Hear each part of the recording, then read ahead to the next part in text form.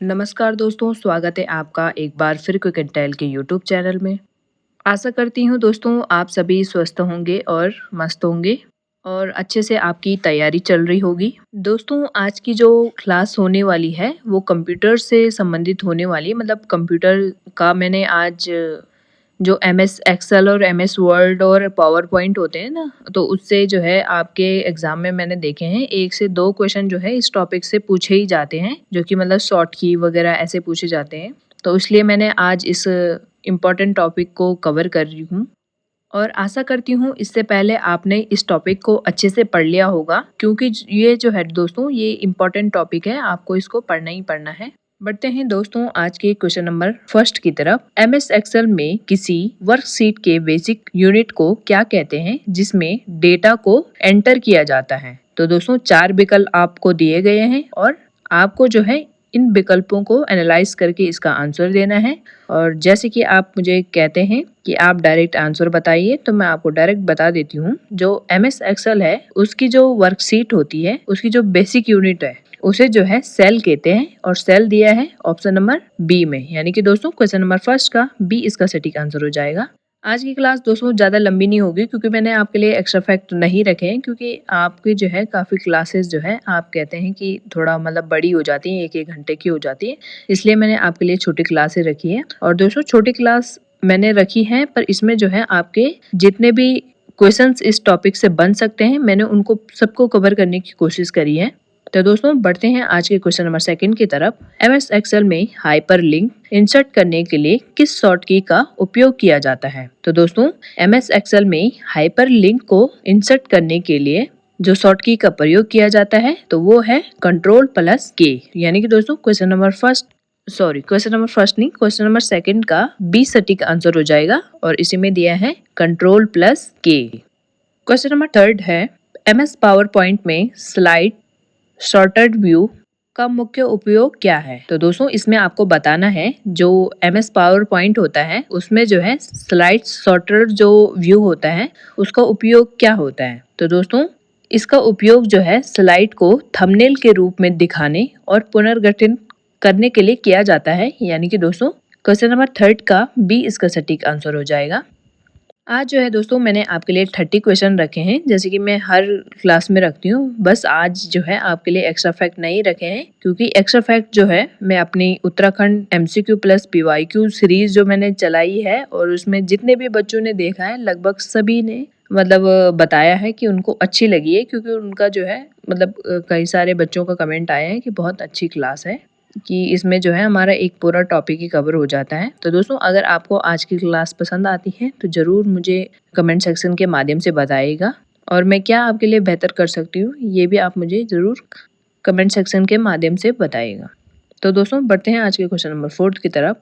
MS Excel में किसी भी फॉर्मूले को शुरू करने के लिए किस चिन्ह का होना अनिवार्य है? तो दोस्तों एमएस एक्सेल में आपने देखा होगा कि जब भी किसी फॉर्मूला को स्टार्ट करते हैं तो दोस्तों उसमें इक्वल टू यानी कि बराबर का जो चिन्ह होता है उसका प्रयोग किया जाता है, यानी कि दोस्तों क्वेश्चन नंबर 4 का सी इसका सटीक आंसर हो जाएगा। तो दोस्तों जैसे कि आपने देखा होगा कि मतलब आपने थोड़ा बहुत आपको कंप्यूटर का नॉलेज होगा, तो उसमें जो एमएस एक्सेल होता है तो एमएस एक्सेल में जो है फॉर्मूलेज का यूज किया जाता है, जिससे जो है जैसे किसी बड़े से मतलब कॉलम में जितने भी वो प्लस करने के लिए दिए जाते हैं, माइनस करने के लिए दिए जाते हैं, एवरेज निकालने के लिए जैसे सम होता है, ऐसे उसमें फॉर्मूलाज होते हैं, तो उनको शुरू करने से पहले जो है इक्वल टू का साइन मतलब स्टार्ट तभी होते हैं वो कि इक्वल टू से अगर आप करेंगे तो उसके बाद तभी वो सॉल्व हो पाएंगे, ये भी आपको याद रखना है। क्वेश्चन नंबर 5 है एमएस वर्ड में वह मार्जिन जो पेज की बाइंडिंग यानी कि सिलाई के लिए छोड़ा जाता है उसे क्या कहते हैं? तो दोस्तों जो एमएस वर्ड में जो मार्जिन पेज की बाइंडिंग के लिए छोड़ा जाता है तो उसे जो है गटर मार्जिन कहते हैं, यानी कि दोस्तों क्वेश्चन नंबर 5 का सी इसका सटीक आंसर हो जाएगा। दोस्तों अब जो है आयोग का जैसे जैसे पैटर्न चेंज हो रहा है ना, तो वैसे वैसे जो है वो अब क्वेश्चन जो है ये नहीं पूछेगा कि Ctrl+B दबाने से बोल्ड हो जाता है या Ctrl+P दबाने से प्रिंट हो जाएगा या कंट्रोल प्लस सी दबाने से कॉपी हो जाएगा। तो ये जो है बेसिक चीजें हैं। आप जो है वो नए नए क्वेश्चन बनाएगा तो आपको उसी प्रकार के क्वेश्चन के लिए रेडी रहना है। क्वेश्चन नंबर 6 है, पावर पॉइंट में स्लाइड शो से बाहर निकलने के लिए किस की का प्रयोग किया जाता है? तो दोस्तों पावर पॉइंट में जो स्लाइड होते हैं उनका जो मतलब शो जैसा चलता है तो उससे बाहर निकलने के लिए किसका प्रयोग किया जाता है? तो दोस्तों एस्केप का प्रयोग किया जाता है। यानी कि दोस्तों क्वेश्चन नंबर 6 का सी इसका सटीक आंसर हो जाएगा। क्वेश्चन नंबर 7 है, MS वर्ड का वह कौन सा हिस्सा है जिसका उपयोग डेटाबेस मैनेज करने के लिए होता है? तो दोस्तों किसी टाइम आपको मैं MS वर्ड पूछ रही हूँ, किसी टाइम आपको MS एक्सेल पूछ रही हूँ, किसी टाइम आपको MS पावर पॉइंट पूछ रही हूँ, तो आपको याद रखना है। और दोस्तों जब भी आप मतलब मेरे क्वेश्चन का जो भी मैं आंसर देती हूँ उससे पहले जो है आपको वीडियो को पॉज करना है और उसके बाद आपको आंसर लगाना है और तब जो है आपको देखना है कि आपका टॉपिक कवर हो पाया है या नहीं हो पाया है, आपकी कैसी तैयारी चल रही है। ये भी आपके लिए बिल्कुल मुफ्त है। आप जो है इसकी PDF हमारे क्विक इंटेल 25 के यूट्यूब चैनल मतलब टेलीग्राम चैनल से ले सकते हैं। मैंने वहाँ पे पहले आपको जो है PDF दे देती हूँ ताकि आप पहले प्रैक्टिस करिए और देखिए कितने क्वेश्चन आपके सही हो पाते हैं। और दोस्तों अगर आपके इन 30 क्वेश्चन में लगभग अगर 25 से 26 क्वेश्चन अगर सही नहीं हो पाते हैं तो आपको एक बार फिर से इस टॉपिक को पढ़ने की ज़रूरत है, क्योंकि दोस्तों हर एग्ज़ाम में मैंने देखा है कि MS वर्ड और MS एक्सेल पावर पॉइंट से जो है 1 और 2 क्वेश्चन पूछे जाते हैं, तो आपको ये रेडी रखना है। तो दोस्तों क्वेश्चन जो है मैंने अभी पढ़ा था कि MS वर्ड का वह कौन सा हिस्सा है जिसका उपयोग डेटाबेस मैनेज करने के लिए होता है। तो दोस्तों डेटाबेस मैनेज करने के लिए जो MS ऑफिस में होता है तो वो जो है MS एक्सेस होता है। यानी कि दोस्तों क्वेश्चन नंबर 7 का सी इसका सटीक आंसर हो जाएगा। क्वेश्चन नंबर 8 है, एक्सेल में ऑटो सम यानी कि तुरंत जोड़ने के लिए कौन सा शॉर्ट की का उपयोग होता है? दोस्तों ये क्वेश्चन पूछा गया है, ये मतलब PYQ है, आपको याद रखना है। तो दोस्तों जो एक्सेल में जो ऑटो सम का जो शॉर्ट की है वो जो है ऑल्ट प्लस इक्वल टू होता है। यानी कि क्वेश्चन नंबर 8 का बी इसका सटीक आंसर हो जाएगा, क्योंकि इसी में जो है इसका ऑप्शन दिया गया है। आज जो है दोस्तों मैं आपके लिए व्याख्या नहीं कर रही हूँ क्योंकि आपको क्लास थोड़ा बड़ी लग जाती है और इसलिए जो है आप आधी आधी क्लास देख के चले जाते हैं, इसलिए मैंने आपके लिए ज़्यादा एक्सप्लेन नहीं कर रही हूँ, डायरेक्ट आपकी प्रैक्टिस करवा रही हूँ। क्वेश्चन नंबर 9 है, MS वर्ड में ड्रॉप कैप का उपयोग क्या है? तो दोस्तों आपको बताना है कि MS वर्ड में ड्रॉप कैप का उपयोग क्या है। तो दोस्तों जो ड्रॉप कैप होता है वो जो है पैराग्राफ की शुरुआत में एक बड़ा सा जो कैपिटल लेटर बनाने के लिए होता है ना, जैसे आपने देखा होगा कि न्यूज़पेपर होता है उसमें एक बड़ा सा लेटर होता है आगे से, मतलब जब भी कोई न्यूज स्टार्ट होती है तो उसमें भाई एक बड़ा सा लेटर नहीं होता है, जैसे रा बड़ा सा बना देंगे या कोई भी, तो वो जो है MS वर्ड में पैराग्राफ की शुरुआत में एक बड़ा सा अक्षर के लिए ड्रॉप कैप का उपयोग किया जाता है। यानी कि दोस्तों क्वेश्चन नंबर 9 का बी इसका सटीक आंसर हो जाएगा। क्वेश्चन नंबर 10 है, MS एक्सेल में find and replace dialog box खोलने का शॉर्ट की क्या है? तो दोस्तों फाइंड एंड रिप्लेस को MS एक्सेल में किस शॉर्ट की से खोला जाता है? तो दोस्तों ये जो है Ctrl+H से होता है। यानी कि दोस्तों क्वेश्चन नंबर 10 का बी इसका सटीक आंसर हो जाएगा। दोस्तों वीडियो को बिल्कुल भी स्किप मत करिएगा। वीडियो के एंड में मैं आपको जो भी मतलब आज तक के एग्जाम में शॉर्ट की पूछे गए हैं तो उसकी जो है मैं आपको एक चार्ट से मैं आपको बता दूंगी, ताकि जो है आपको मतलब बेसिक भी आपको याद रहे या थोड़ा एडवांस भी आपको याद रहे। क्वेश्चन नंबर 11 है, पावर पॉइंट में एक नई स्लाइड जोड़ने के लिए किस शॉर्ट की का उपयोग होता है? तो दोस्तों ये MS वर्ड की बात नहीं कर रहा है, कहीं आप A लगा दो इसका आंसर। ये बात कर रहा है पावर पॉइंट में नई स्लाइड को जोड़ने के लिए जो है Ctrl+M का प्रयोग होता है और Ctrl+M किस ऑप्शन में दिया गया है? वो दिया है ऑप्शन नंबर C में। क्वेश्चन नंबर 12 है, MS वर्ड में फाइल एक्सटेंशन 2007 और उसके बाद के वर्जनों के लिए क्या है, मतलब क्या उपयोग होता है? तो दोस्तों ये जो है PYQ है, शायद इसको जो है आपके जूनियर असिस्टेंट के एग्जाम में पूछा गया था या शायद किसी मतलब एग्जाम में पूछा तो गया था, और इसमें जो है काफी बच्चे कंफ्यूज होते हैं, तो आपको याद रखना है इसका जो है जो इसकी MS वर्ड की जो एक्सटेंशन फाइल है जो 2007 की बात के वो जो भी वर्जन है उनमें जो है ये क्वेश्चन नंबर 12 का बी इसका सटीक आंसर हो जाएगा। क्वेश्चन नंबर 13 है MS एक्सेल में वी लुकअप फंक्शन का उपयोग किस लिए किया जाता है। तो दोस्तों जो MS एक्सेल में वी लुकअप फंक्शन है उसका प्रयोग जो है वर्टिकल डेटा को खोजने के लिए किया जाता है। यानी कि दोस्तों क्वेश्चन नंबर 13 का बी इसका सटीक आंसर हो जाएगा। क्वेश्चन नंबर 14 है MS वर्ड में अनडू यानी कि पिछला जो काम रहता है उसको वापस लाने के, जैसे कोई काम जो है डिलीट हो जाता है उसके बाद उसको वापस लाने के लिए किस शॉर्ट की का उपयोग किया जाता है। तो दोस्तों अनडू करने के लिए जो है Ctrl+Z का प्रयोग किया जाता है। यानी कि दोस्तों क्वेश्चन नंबर 14 का सी इसका सटीक आंसर हो जाएगा। और दोस्तों अगर रीडू करना होगा तो रीडू के लिए जो है Ctrl+Y दबाया जाता है। Ctrl+Y को एक साथ दबाते हैं तो तब जो है रीडू होता है। और Ctrl+U का प्रयोग जो है टेक्सेस को अंडरलाइन के लिए किया जाता है। तो दोस्तों जितने भी शॉर्ट की मैं आपको बता रही हूँ आपको वो जरूर नोट करने हैं अगर आपको नहीं आ रहे हैं। बढ़ते हैं दोस्तों आज के क्वेश्चन नंबर 15 की तरफ। माइक्रोसॉफ्ट ऑफिस यानी कि MS वर्ड में किस प्रकार के ये किस प्रकार के सॉफ्टवेयर का उदाहरण है। आपको बताना है कि जो MS वर्ड है वो किस प्रकार का सॉफ्टवेयर का उदाहरण है। तो दोस्तों जो MS वर्ड है ये जो है एप्लीकेशन सॉफ्टवेयर का उदाहरण है। यानी कि दोस्तों क्वेश्चन नंबर 15 का बी इसका सटीक आंसर हो जाएगा।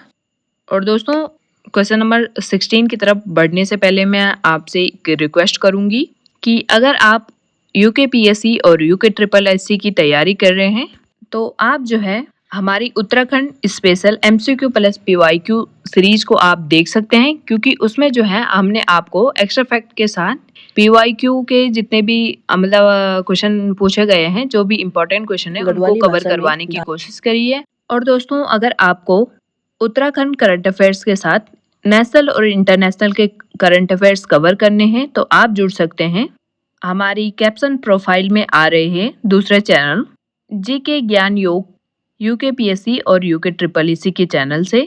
वहाँ पर जो है दोस्तों आपको स्पेशली उत्तराखंड करंट अफेयर्स और उत्तराखंड GS आपको कवर करवाने की कोशिश की गई है। तो दोस्तों अभी जाइए और दोनों चैनल को सब्सक्राइब करिए और अपनी तैयारी को बेहतर बनाइए। क्वेश्चन नंबर 16 है MS एक्सेल में दाईं ओर वाले सेल के समान डेटा भरने यानी कि फिल डुप्लीकेट राइट के लिए क्या दबाते हैं। तो दोस्तों MS एक्सेल में जो दाईं ओर का सेल होता है उसमें समान यानी कि एक जैसा डेटा यानी कि फिल डुप्लीकेट राइट के लिए मतलब कौन सा की दबाते हैं। तो दोस्तों Ctrl+R जो है राइट से आपको पता ही चल रहा होगा Ctrl+R। यानी कि दोस्तों क्वेश्चन नंबर 16 का बी इसका सटीक आंसर हो जाएगा। क्वेश्चन नंबर 17 है MS वर्ड में सेंटर अलाइनमेंट के लिए किस शॉर्ट की का उपयोग किया जाता है। तो दोस्तों MS वर्ड में सेंटर अलाइनमेंट के लिए Ctrl+E का प्रयोग किया जाता है। यानी कि दोस्तों क्वेश्चन नंबर 17 का बी इसका सटीक आंसर हो जाएगा। क्वेश्चन नंबर 18 है पावर पॉइंट में एनिमेशन और ट्रांजिशन में क्या अंतर है। तो दोस्तों जो पावर पॉइंट है उसमें जो है दो फीचर होते हैं, एक एनिमेशन होता है एक ट्रांजिशन होता है। तो आपको जो है उसके बीच का अंतर विकल्प के माध्यम से बताना है। तो दोस्तों जो पावर पॉइंट में जो ट्रांजिशन है वो जो है पूरी स्लाइड पे लगता है, जबकि जो है दोस्तों एनिमेशन जो है एनिमेशन स्लाइड के ऑब्जेक्ट यानी कि जैसे ऑब्जेक्ट स्लाइड का ऑब्जेक्ट किसी भी चीज का ऑब्जेक्ट क्या होता है, स्लाइड में तो ऑब्जेक्ट क्या होगा टेक्स्ट ही होगा। यानी कि दोस्तों जो ट्रांजिशन है वो जो है पूरी स्लाइड पे लगता है, जबकि जो एनिमेशन है वो स्लाइड के ऑब्जेक्ट यानी कि टेक्स्ट पे लगता है। और दोस्तों ये किस विकल्प पे दिया गया है। तो दोस्तों ये दिया है ऑप्शन नंबर बी में। यानी कि दोस्तों क्वेश्चन नंबर 18 का बी इसका सटीक आंसर हो जाएगा। क्वेश्चन नंबर 19 है MS वर्ड में कर्सर को लाइन के अंत में ले जाने के लिए किसका उपयोग किया जाता है। तो दोस्तों MS वर्ड में जो कर्सर को लाइन के अंत में ले जाने के लिए जो है एंड का प्रयोग किया जाता है।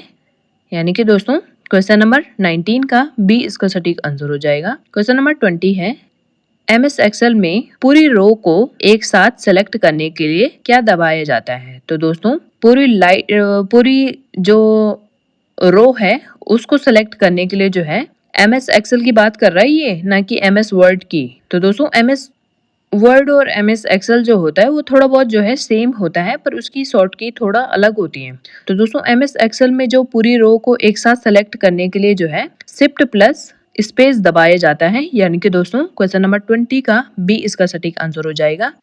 क्वेश्चन नंबर 21 है, MS वर्ड में मेल मर्ज का मुख्य लाभ क्या है? तो दोस्तों जो MS वर्ड में जो मेल वर्ज होता है, ये जो है एक ही पत्र को बहुत सारे लोगों को एक साथ भेजने के लिए किया जाता है, यानी कि दोस्तों क्वेश्चन नंबर 21 का बी इसका सटीक आंसर हो जाएगा।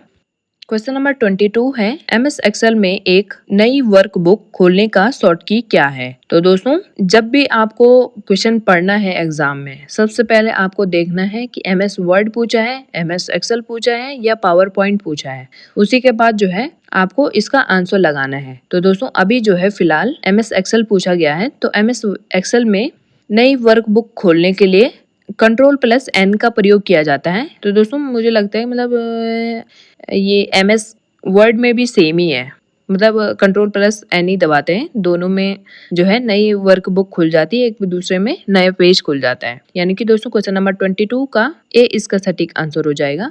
क्वेश्चन नंबर 23 है, MS वर्ड में कर्सर को अगले शब्द यानी कि नेक्स्ट वर्ड पे ले जाने के लिए क्या दबाया जाता है? तो दोस्तों जो MS वर्ड में जो कर्सर होता है उसको अगले शब्द यानी कि अगले वर्ड पे ले जाने के लिए Ctrl+राइट एरो दबाया जाता है, यानी कि दोस्तों क्वेश्चन नंबर 23 का बी इसका सटीक आंसर हो जाएगा।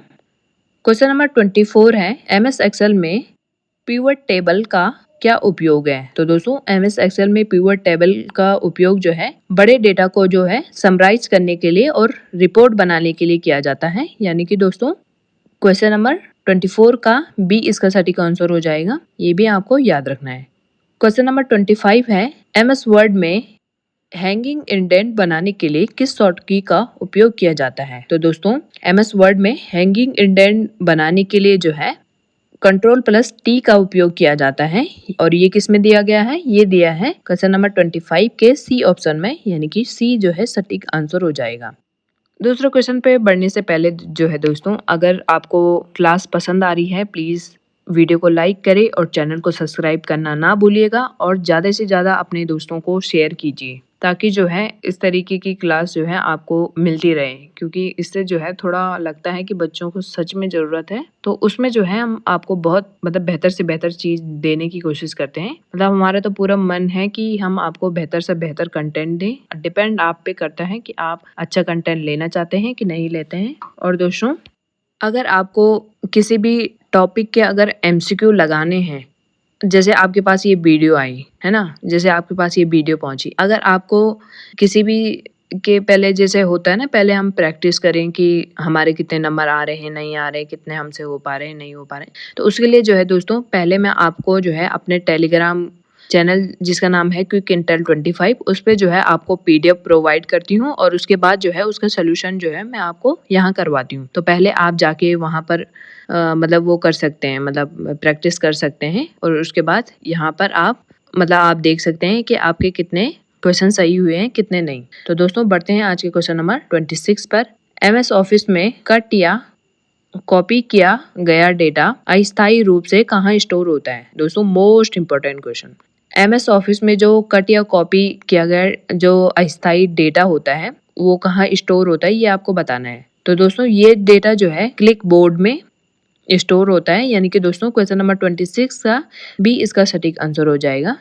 क्वेश्चन नंबर 27 है, पोर्ट्रेट और लैंडस्केप क्या है? तो दोस्तों पोर्ट्रेट और लैंडस्केप जो है कभी कभी दोस्तों जो है हमारे बेसिक क्वेश्चन भी गड़बड़ हो जाते हैं, तो आपके बेसिक क्वेश्चन गड़बड़ ना हो इसके लिए जो है आपको क्या करना है, आपको करना है कि आप जो है हर चीज को थोड़ा अच्छे से पढ़ें और इसके बाद प्रैक्टिस करें, उससे आपका आंकलन हो पाता है आपके मतलब कितना सही है कितना नहीं है। तो दोस्तों पोर्ट्रेट और लैंडस्केप जो है ये एक पेज का ओरिएंटेशन होता है, और पेज का ओरिएंटेशन जो है ये दिया है क्वेश्चन नंबर 27 के बी ऑप्शन में। क्वेश्चन नंबर 28 है, MS एक्सेल में एब्सोल्यूट सेल रेफरेंस के लिए किस चिन्ह का उपयोग किया जाता है? तो दोस्तों MS एक्सेल में एब्सोल्यूट सेल रेफरेंस के लिए डॉलर चिन्ह का प्रयोग किया जाता है, और डॉलर दिया गया है ऑप्शन बी में, यानी कि दोस्तों ऑप्शन बी जो है सटीक आंसर हो जाएगा। क्वेश्चन नंबर 29 है एमएस वर्ड में स्पेलिंग और ग्रामर की जांच करने के लिए किस फंक्शन का उपयोग होता है, मतलब किस फंक्शन की का उपयोग होता है। तो दोस्तों एमएस एक्सेल में स्पेलिंग ग्रामर की जांच करने के लिए जो है F7 की का प्रयोग होता है, यानी कि दोस्तों क्वेश्चन नंबर 29 का सी इसका सटीक आंसर हो जाएगा। आज का दोस्तों लास्ट क्वेश्चन है एमएस वर्ड में डबल लाइन स्पेलिंग के लिए किस शॉर्ट की का उपयोग होता है। तो दोस्तों डबल लाइन स्पेलिंग के लिए Ctrl+2 का प्रयोग होता है, यानी कि दोस्तों क्वेश्चन नंबर 30 का सी इसका सटीक आंसर हो जाएगा। अब दोस्तों बहुत सारे बच्चों को डाउट होगा कि जो क्वेश्चन पूछे जाते हैं वो तो बताए ही नहीं, मतलब कराए ही नहीं। तो दोस्तों आपको जो है हमेशा 2 कदम आगे चलना है, क्योंकि आज तक जो है आयोग ने जो भी क्वेश्चन पूछे हैं, जैसे पूछे हैं कि एमएस वर्ड में कॉपी करने के लिए कौन सी की का उपयोग होता है। बेसिक है ना, बेसिक इसलिए है क्योंकि Ctrl+C जो है आजकल सबको मालूम है, Ctrl+C दबा के जो है कॉपी किया जा सकता है। और अगर आपसे क्वेश्चन पूछ लिया जाए कि एमएस वर्ड में जो कॉपी किया गया, आपने जो अभी कॉपी किया है उसको पेस्ट करने के लिए कौन सी की दबानी है, मतलब कौन सी शॉर्ट की है, तो आप जो है इस पे कंफ्यूज हो सकते हैं। कंफ्यूज आप इस प्रकार से हो सकते हैं, अगर उसने दे दिया Ctrl+P, आप जल्दी जल्दी में जो है इसका आंसर P कर देंगे। तो दोस्तों आपको ये गलती बिल्कुल भी नहीं करनी है, आपको इनको पढ़ के जाना है, क्योंकि 1-2 क्वेश्चन जो है हर बार यहाँ से पूछे जाते हैं। तो दोस्तों जो अभी तक आपने टेक्स्ट को Ctrl+C से कॉपी करा था ना, उसको जो है पेस्ट करने के लिए Ctrl+P नहीं, जबकि Ctrl+V का प्रयोग किया जाता है, उसके बाद वो पेस्ट होता है। और दोस्तों वही जो है मैंने आपको अभी ऊपर बताया था कि Ctrl+Y का प्रयोग जो है रिपीट या रीडू के लिए होता है, और Ctrl+Z का प्रयोग अंडू के लिए होता है। और दोस्तों Ctrl+N का प्रयोग जो है न्यू डॉक्यूमेंट के लिए होता है। और दोस्तों इसी प्रकार जो है Ctrl+O का प्रयोग जो है ओपन के लिए होता है, और इसी प्रकार से Ctrl+A होता है ऑल सेलेक्ट के लिए, Ctrl+B होता है बोल्ड के लिए, C होता है कॉपी के लिए, D होता है डिफॉल्ट फॉन्ट सेट के लिए, और E होता है सेंटर के लिए, F होता है फाइंड के लिए, G होता है गो टू के लिए, H होता है रिप्लेस के लिए, I होता है इटैलिक के लिए, और J होता है जस्टिफाई के लिए, और Ctrl+K होता है हाइपर लिंक के लिए, और Ctrl+L होता है एलिगेंट टेक्स्ट लेफ्ट के लिए, और Ctrl+M होता है हैंगिंग इंडेंट के लिए, और Ctrl+N मैंने आपको अभी बताया है न्यू डॉक्यूमेंट के लिए, और Ctrl+O होता है ओपन के लिए, Ctrl+P होता है प्रिंट के लिए, Ctrl+Q होता है एंड स्पेस आफ्टर पैराग्राफ। ये आपको याद रखना है, कभी कभी बड़ा सा पूछ लेता है आपको डराने के लिए, बेसिक चीजें हैं आपको याद रखनी है। और दोस्तों Ctrl+S होता है सेव एज के लिए, और Ctrl+T होता है लेफ्ट इंडेंट के लिए, और Ctrl+U होता है अंडरलाइन के लिए, Ctrl+V होता है पेस्ट के लिए, और Ctrl+W होता है क्लोज के लिए, Ctrl+X होता है कट से, आपको डायरेक्ट याद रखना है कट ही होता है इससे, है ना, कट जैसा है ना क्रॉस,